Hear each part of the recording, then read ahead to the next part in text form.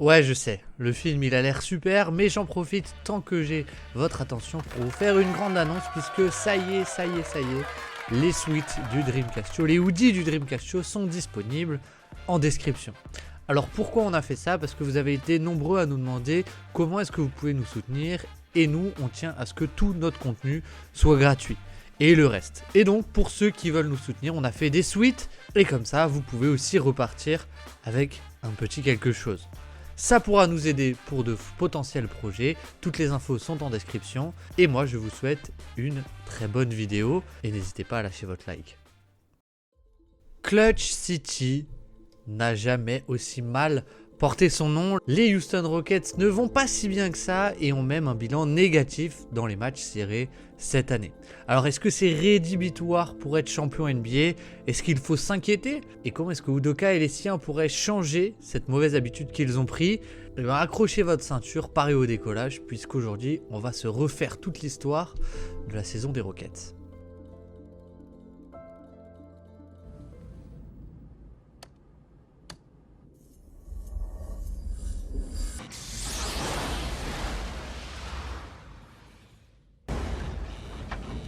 What did you do? Nothing. I stirred the tanks. Whoa. This is Houston. Say again, please. Houston, we have a problem.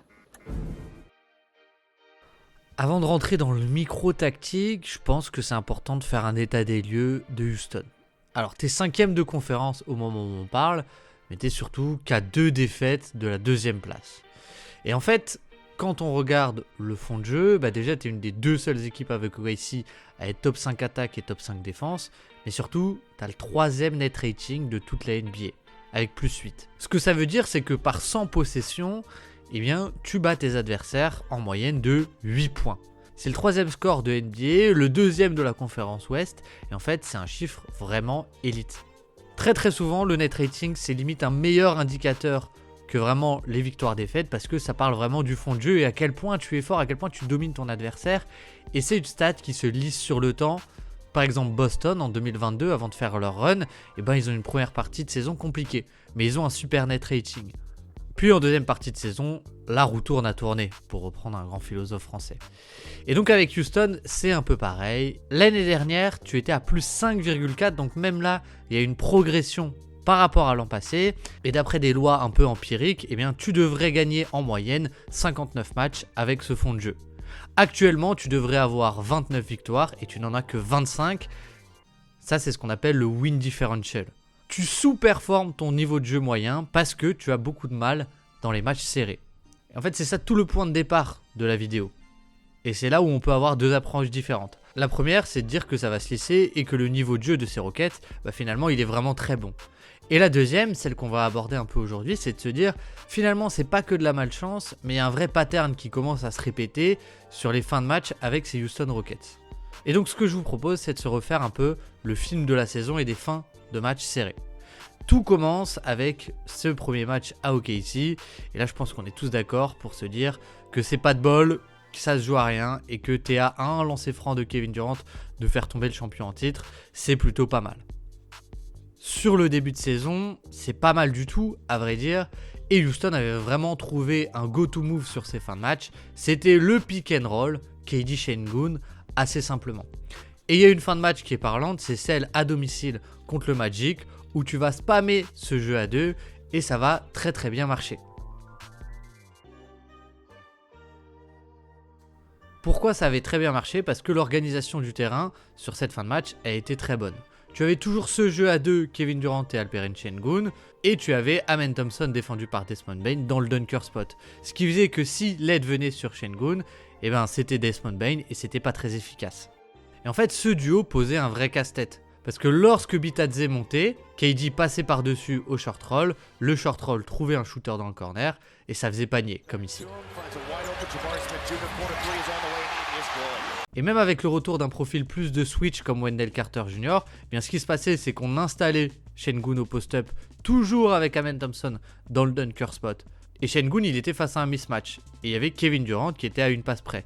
Et donc si l'aide vient, comme ici un peu Wendell Carter Jr., de suite c'était une passe simple pour Kevin Durant. Et puis même, Kevin Durant, il peut aussi punir le switch de l'intérieur sur de l'isolation. En fait, ce qu'on se rend compte là-dessus, c'est que ce duo, il a un peu réponse à toutes les couvertures si on le défend en 2 contre 2.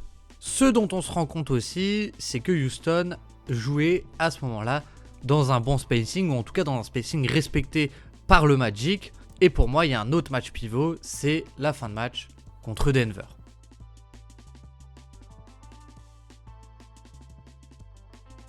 La fin de match contre Denver, où tu perds en overtime de 3 points, mais finalement, on se rend compte aussi que Reed Sheppard a été assez important dans ce match-là, parce qu'il pouvait cibler le drop de Nikola Jokic avec le pull-up, et il apportait aussi ce spacing à une passe près pour Kevin Durant et Alperen Sengun. Par exemple, là, on voit que Denver met Jokic sur KD et Spencer Jones sur Sengun pour pouvoir switcher le pick and roll. Et finalement, c'est bien joué de la part de Houston et de Sengun qui ne prend pas l'écran et qui va jouer l'isolation. Et on se rend compte que Jamal Murray, il peut pas vraiment venir en aide, Nikola Jokic non plus, et donc Sengun peut aller dans son spot. Mais ce qui se passe sur ce match, et en plus le fait d'avoir 2 bons shooters comme ça permet à Amen Thompson, encore une fois, de vivre dans le dunker spot, sans que la raquette se soit trop surchargée. Le problème, c'est que sur cette fin de match, déjà, tu as un peu de la malchance sur le résultat, mais tu as aussi un Reed Sheppard qui se fait cibler, évidemment, par Nikola Jokic et par les Nuggets. On voit pas mal de séquences où tu es obligé de pré-switcher pour ne pas l'impliquer sur le pick and roll, et finalement, ça, c'est des schémas qui demandent beaucoup de coordination, qui laissent des micro-temps d'avance, dont Nikola Jokic et les Nuggets ont réussi à se jouer, et aussi quand ils ont réussi à l'impliquer sur le pick and roll, ça a créé plutôt des bons tirs pour l'attaque. Et finalement, même dans le match de NBA Cup, qui était encore une fois très serré, eh bien, les Nuggets sont partis à la chasse au Reed Sheppard avec un Spain pick and roll, mais où on leak le deuxième écran. Ce qui se passe, c'est que du coup, on utilise Reed Sheppard, ici vous le voyez bien, dans la place de celui qui doit arrêter le drive. Sengun le montre du doigt. Le problème, c'est qu'il ne le fait pas parce que lui, il ne peut pas switcher et qu'il est sur un bon shooter. Donc finalement, Amen Thompson est un peu en retard, il peut driver et aller chercher un panier qui sera finalement décisif dans cette fin de match. Et donc ce qui se passe, c'est que Udoka, c'est un coach défensif et il va faire le choix qui est plutôt sensé de se dire ok, on va avoir une défense aussi élite en fin de match et on va miser sur Kevin Durant, même s'il n'a pas un bon spacing, sur le duo Kevin Durant-Alperen Sengun en fin de match.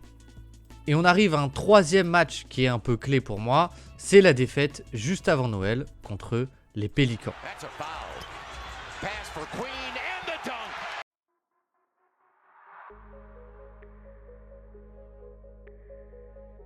Ce qui s'est passé dans ce quatrième quart-temps et cette remontada un peu folle de la part des Pélicans, c'est qu'ils vont se dire on va blitzer Kevin Durant même s'il n'y a pas d'écran.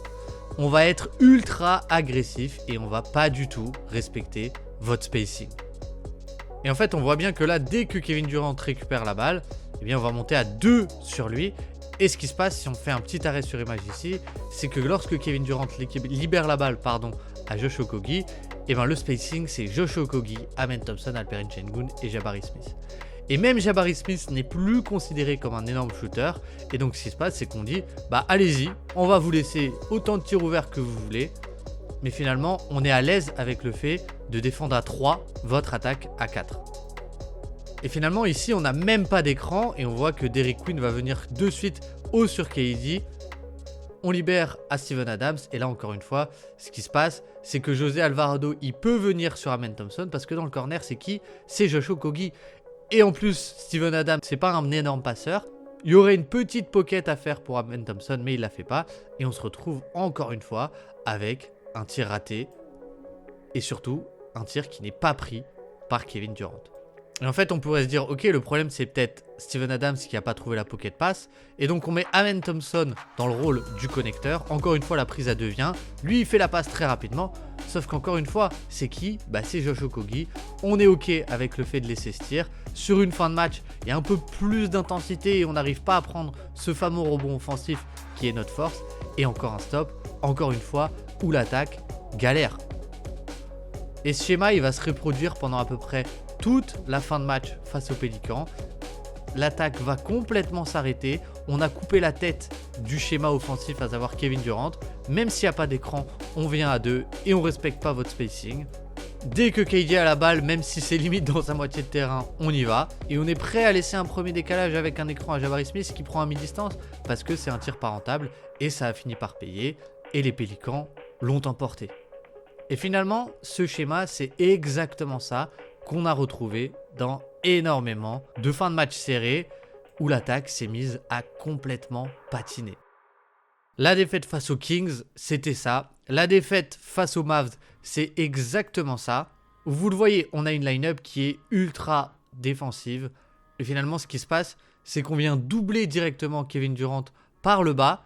Et en fait, le joueur qui vient en aide, là, Max Christie, à la base, il est sur Tari Eason. Kevin Durant, c'est un bon passeur à une passe près, mais c'est pas un passeur qui fait cette fameuse skip pass. Et finalement, on ne craint pas tant vos shooters. On craint encore moins votre mouvement de balle. Et on a le temps même de revenir en aide avec Max Christie ici. Et encore une fois, c'est un tir qui n'est pas pris par KD parce que le spacing à la base est mauvais et a permis une double team. Puis est arrivé les 2 défaites contre Portland. Et là, on pourrait se dire encore une fois, il y a de la malchance. Et c'est vrai parce que finalement, à 1/10 près, Tari Eason inscrivait un game winner. Et on dirait, Houston a réussi à gagner un match serré. Mais encore une fois, vous voyez, ce game winner, regardez la difficulté du tir pris par Kevin Durant. On vient à 2, même s'il n'y a pas d'écran, quitte à délaisser Jabari Smith Jr. Et c'est un peu ça, le vrai pattern. Et la recette très simple face à cette attaque qui a été trouvée et sur laquelle on appuie énormément dans les fins de match serrés. Et on a même eu un peu de Rich Shepard et l'adaptation assez simple des Rockets face à ça, c'est de se dire on va pas poser d'écran à Kevin Durant et on va la mettre du côté de Rich Shepard. Comme ça, il sera en 1v1 et si l'aide vient, elle viendra de Rich Shepard et ce sera un tir ouvert. Le problème c'est quoi? C'est que l'aide, elle va venir carrément du côté opposé. Et là vous voyez, il n'y a pas d'écran, on vient quand même à 2. Et en fait ce qui se passe c'est que sous la raquette, on a Amen Thompson et Steven Adams, vu qu'il n'y a pas eu d'écran, qui se retrouvent dans la même zone. Et à l'opposé, c'est Jabari Smith. De 1, la passe sera pas trouvée. Et de 2, ça ne nous dérange pas d'encaisser un tir de Jabari Smith en fait. Donc ce qui se passe c'est que Amen Thompson, pour ne pas être dans la même position que Steven Adams, il va pop à 3 points. Et ça c'est un tir qu'on est complètement prêt à laisser. Et encore une fois, l'attaque subit complètement ce qui se passe avec la défense. En fait c'est une équipe qui est de plus en plus scoutée. On a bien compris qu'en fait il y a un gros gap de qualité en fonction de qui prend le tir. Et cette possession elle est intéressante parce que finalement on implique Donovan Clingan. Mais ce qui se passe, regardez, c'est qu'il y a Sidi Sissoko, un 3e homme qui vient défendre ce pick and roll à 2. On vient doubler Kevin Durant et dans le même temps, il y a Duoptris qui redescend dans le corner pour bloquer Rich Shepard. Et finalement, encore une fois, les joueurs abandonnés, c'est qui? C'est Jabari Smith, c'est Steven Adams qui n'a pas le pop évidemment. Et même regardez Toumani Camara comme il dézone de Josh Okogie. Il n'y a aucun espace pour Kevin Durant et il se retrouve à prendre un tir ultra compliqué. Alors évidemment, il faut le dire aussi, il y a de la non-réussite. Et du 3 janvier jusqu'au 15 janvier, les Rockets, ils ont enchaîné 7 matchs sans tirer au-dessus des 30% à 3 points. Et il y en a 6 sur les 7 où ils ont tiré à moins de 25%. Et parfois, il y a de la malchance. Parce que parfois, c'est des tirs ouverts pris par des bons shooters qui ne rentrent pas. Mais je pense qu'il ne faut pas s'arrêter à ça. Ça explique un petit peu la sous-performance, mais quand même, quand on voit que les Blazers ont fait une espèce de box and one, c'est-à-dire une zone mais avec Avdija qui est resté sur Kevin Durant, et forcément, ça en dit long sur la disparité des talents entre Kevin Durant et le reste de l'effectif. Et comme le style de jeu est plutôt simpliste aussi du côté d'Ime Udoka, finalement, bloquer Kevin Durant sans concéder trop de décalage, c'est faisable et c'est exactement ce qui est en train de se passer. Mais malgré tout, ce retour de Sengun, il ne solutionne pas tous les problèmes et on l'a vu face à OKC, les problèmes ils s'étendent désormais au-delà des fins de match parce que les gens ont bien compris comment couper la tête à Houston un petit peu. Et finalement, OKC s'en est régalé en envoyant des double teams constantes sur Sengun ou Kevin Durant parce que finalement le spacing off ball il est mauvais et Josh Okogie on le craint pas du tout. Et ce qui est encore plus intéressant, c'est de voir d'où venaient les double teams. Et ça, c'est un bon exemple parce que finalement, elle va venir de Jabari Smith. Et en fait, ce qui se passe, c'est que Kevin Durant il va réussir un peu par miracle à faire la passe par-dessus. Et au moment où Jabari Smith récupère la balle, c'est pas Sengun. Et donc lui, il n'est pas forcément capable de manipuler Chet Holmgren. Il y a une mauvaise vision de jeu. Il fait pas le renversement de jeu côté opposé. Et en plus, même s'il le faisait, c'était pour Josh Okogie. Et finalement, on se retrouve avec un decision making horrible, un tir à mi-distance pris qui est vraiment mauvais et aucune synergie collective. Et finalement, on a presque des doubles double teams qui sont venus sur Alperen Sengun, comme ici, puisqu'en fait, ce qui se passe, c'est que Jalen Williams va venir, Aaron Wiggins va garder Amen Thompson, encore une fois, Josh Okogie est complètement non respecté, et Shai Gilgeous-Alexander va dézoner de Jabari Smith, parce que c'est pas un shooter si dangereux que ça, above the break. Donc finalement, le problème de Houston, il est très très bien identifié. C'est ce manque de spacing, mais aussi de connecting de certains role players. Finalement, les adversaires, ils commencent à très bien avoir scouté cette équipe et ils appuient un peu là où ça fait mal.